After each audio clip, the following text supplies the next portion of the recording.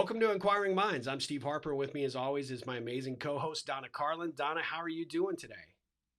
I am great and raring to go. Oh, raring to How about go. you? All right, let's dive in. What are we talking about today?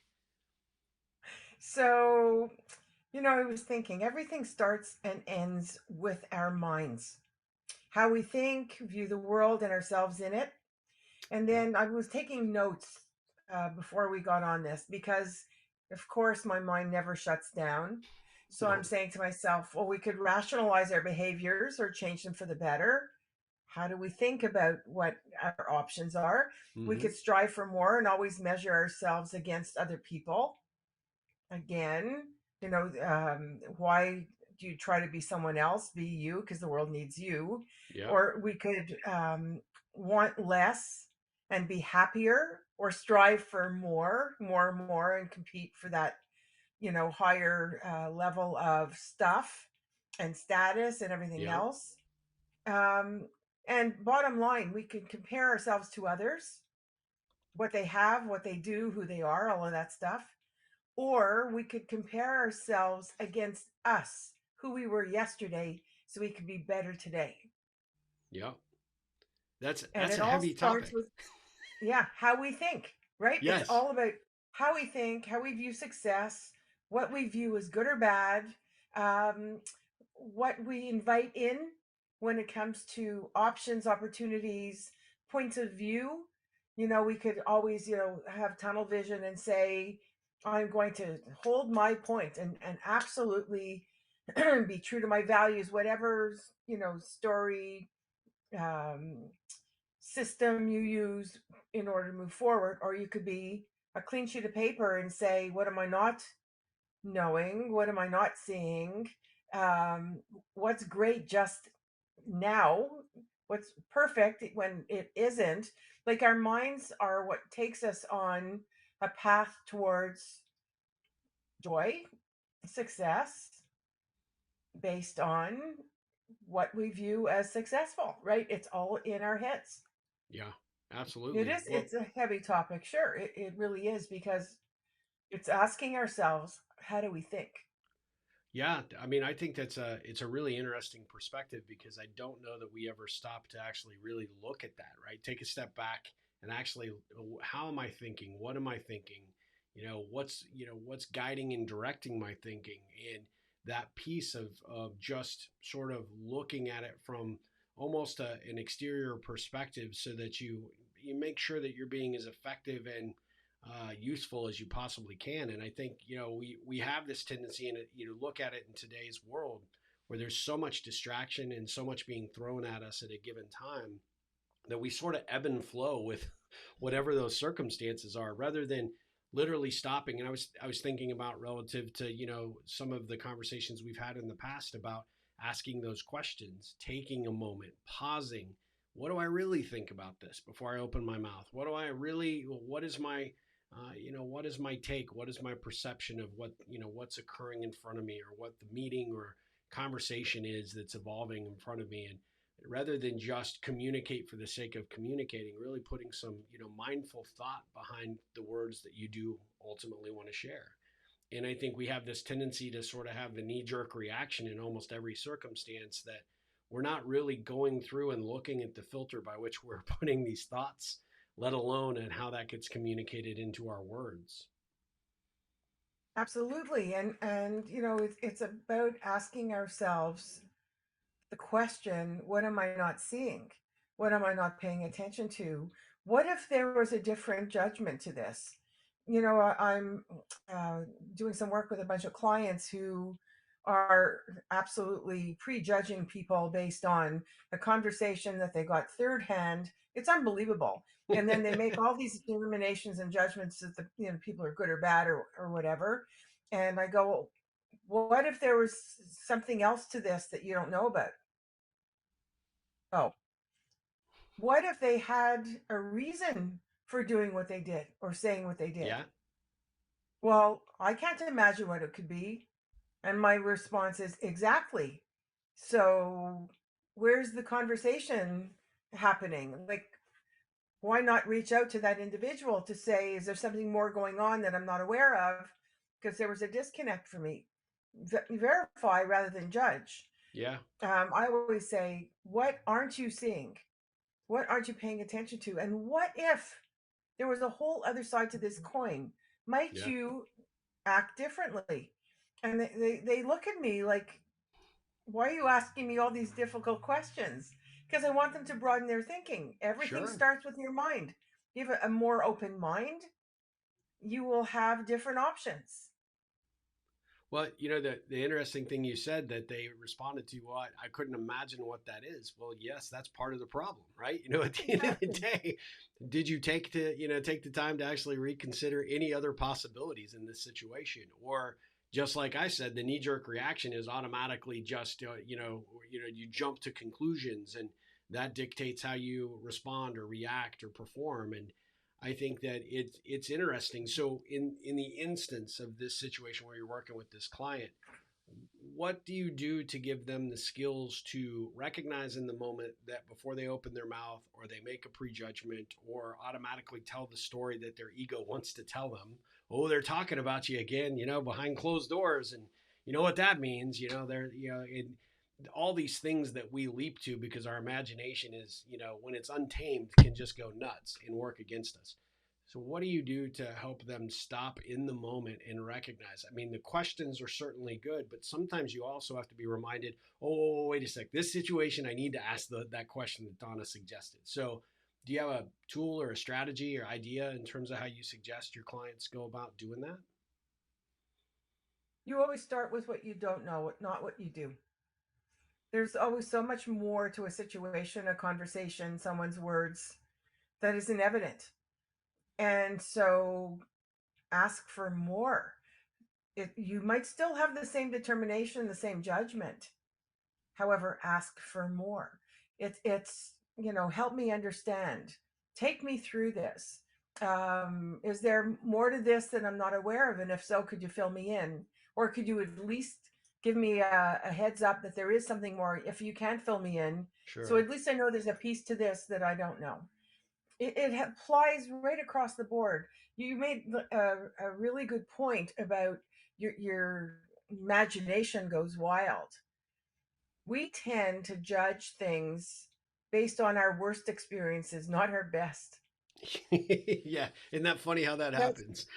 it's human nature, right? I say to people, you go out on a first date and then you keep looking at your phone expecting a text or something saying I had a fabulous time, let's do it again, and it doesn't come for 2 days, 3 days. Does your mind go to, oh, he or she absolutely loved me and can't wait to see me again? No. Can't stand me, what did I do wrong? All of this, it's filled in with your own story and it's never a Yeah. good one. Rather than verify, maybe that person got on a plane and had to go on a trip somewhere and didn't think of writing you until they got back. There are so many things, or maybe the person just didn't like you, but verify. That's what I'm asking. And Or their I mama say didn't to my raise them clients, right so that they even know that that's a courtesy thing that you should have done to acknowledge, hey, thank you for, there you go. for the time, the experience, buying dinner, etc. Right? Common Yeah, courtesy in today's world is also lacking. So, that's another whole other story. whole nother My episode. clients Yeah. are used to me saying assumption or fact. Yeah. Yep. Or what don't you know that you need to know? Those two questions, they're so used to it that it's almost autopilot that before they open their mouths, they go, okay. Donna would say, am I making a determination based on an assumption or fact? Um, this goes deeper. This goes to, how am I thinking about things? What is my thought process in the world? Am I generous enough to say to somebody, oh, I misconstrued what you said, now I get it. Thank you for sharing. Or are Sure. you so stuck on what your ego's telling you that, if you admit to the fact that you got it wrong, it's going to show you as a weaker person. If this isn't an easy thing, this is an awareness thing. It's saying that I need to be so self aware that I understand when I'm making a judgment that doesn't, without all the information that my past history is dictating what I'm doing in the present, Yeah. and it's not necessarily going to serve me. And that goes for every moment of every day. Yeah, I think that's great. When I was asking, how to get people to think about this in the absence of you being right there on their shoulder, kind of asking those questions, sort of encouraging them to look deeper, think deeper. What I was thinking about was back when my kids would come back from elementary school, and they were, there was a reason that they had a ribbon tied around their finger, or they were carrying a lanyard with a little string of yarn or whatever, and it was really designed to be that reminder that I'm going to give you something important that you have to tell your parents, but I could put it on a card or stick it in your backpack. But really, this is a way for you to remind yourself that, oh, mom, dad, I have to tell you about, the talent show or the play, or, that, tomorrow's early release day, whatever that is. And so it's funny because we are sort of accustomed to that, thinking that, oh, we need those little nudges, occasional reminders. So when I was, suggesting that maybe there's a way to do that even for us as adults, maybe it's a special coin in your pocket, maybe it's a piece of yarn that you put on your finger, that it reminds you to be cognizant of how your thinking is, so that you are asking yourself the questions that you really need to ask in the moment, but having something as sort of that trigger to remind yourself, oh, whoa, before I go off on the tangent that I normally would, I need to stop. I need to evaluate. I really need to dig inside and think about what I'm thinking before I, execute or go forward. And so I look at that as being an incredibly powerful resource that our listeners could potentially think about doing on their own in the absence of a conversation with you or I, or, their own coach, because coaches by nature, if they're good, are sort of challenging that way of thinking anyway, right? And they're not Right. necessarily trying to steer or guide one way or another. They're trying to get them to look for, a holistic approach to whatever the issue might be, whether it be communication in the stories we're telling each other, or the relationships that we're trying to establish, the leadership style we're trying to, exude. All of these things are super critical. And when we have that coach sort of right next to us, kind of whispering in our ear, well, then great things tend to happen there, right? Because now we're, oh yeah, that's good. Donna reminded me I need to ask that question. I need to look deeper. I need to do some, some thinking here. But on our own, left to our own devices, we have to find, a mechanism to remind ourselves to do this in the regular world, and in our everyday situation when we're, out there on the battlefield by ourselves. It's so funny, I would wake up in the middle of the night with an idea or something, that a new perspective on something, and my head would get going. I've had my power nap, and now what? And that's not healthy. So No. somebody suggested that I have a notebook next to me so that if I think of something, I could scribble it down even in the dark, as long as I could read Yep. it in the morning. And then somebody else told me, just like your thing around the finger, throw something on the floor, like a Kleenex or something, to remind you that when you wake up in the morning, you see that thing on the floor, it'll remind you of what you thought of in the middle of the night. So you don't have to write or do anything. And here you go. Here's circumstance. Yeah. So my response was, I have a golden retriever. Do you honestly think that thing will be there in the morning when I wake up? It's like no way, right? Something's always got to be in Shadow's mouth. So Yep. it's that's not going to work. The whole point here is it's more than, what is the question I need to ask myself, and what am I not thinking of? It's asking myself, how am I thinking? Yeah. One of the things, when I teach people shadow coaching, shadow work, one of the first exercises I do with them, because they're coming from all over the world, they're coming into a room, most people don't know each other, and I don't let them have discussions. Unlike a lot of other training programs, I don't want them speaking to each other Hmm. until the first break, which is very early. It's after the first opening exercise. And what they need to do is to look around the room and to talk, like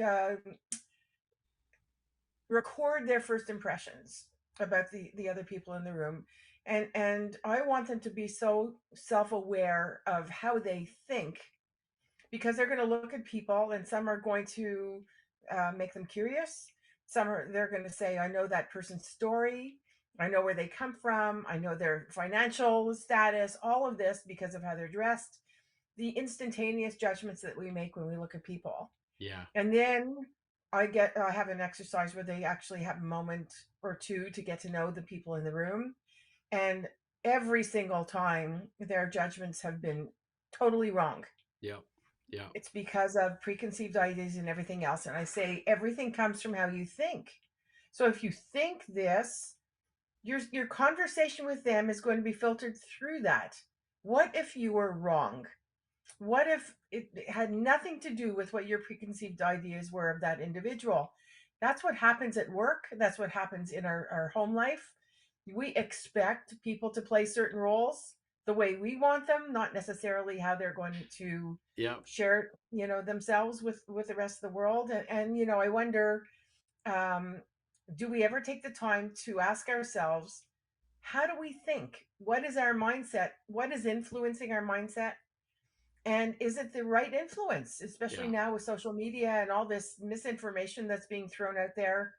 Um, how do we challenge ourselves to really think for ourselves and Yeah. not be influenced by that which is not verifiable? So we look at the thought process and recognize, who are we comparing ourselves against? Who are we measuring based on our value system? Is it their value system? And that's going to have you take a pause and understand that the world doesn't revolve around you. Yep. The world goes at its own pace for its own reason, as it does every single person within it. And you could influence yourself in how you relate to it and your contribution to it. That's it. That's it. Yeah. No, I think That's that's it. great. And I think it's a good place to stop this episode because I think we could go on for a long time, but we're anxious to hear what you think out there as our audience about this thinking topic. Because this is a really interesting one.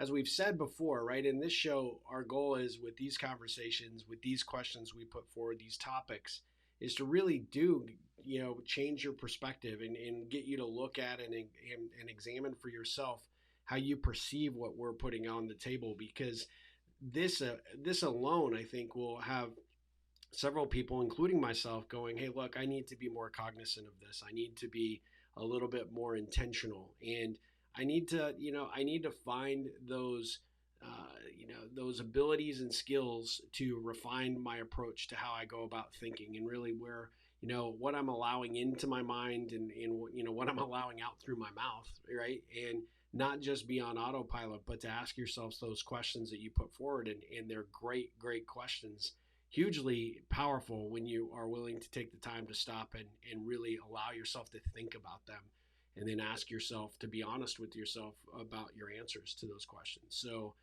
Donna, how would people let us know how this episode affected them? What kind of what kind of impact it may have had on their thinking point forward?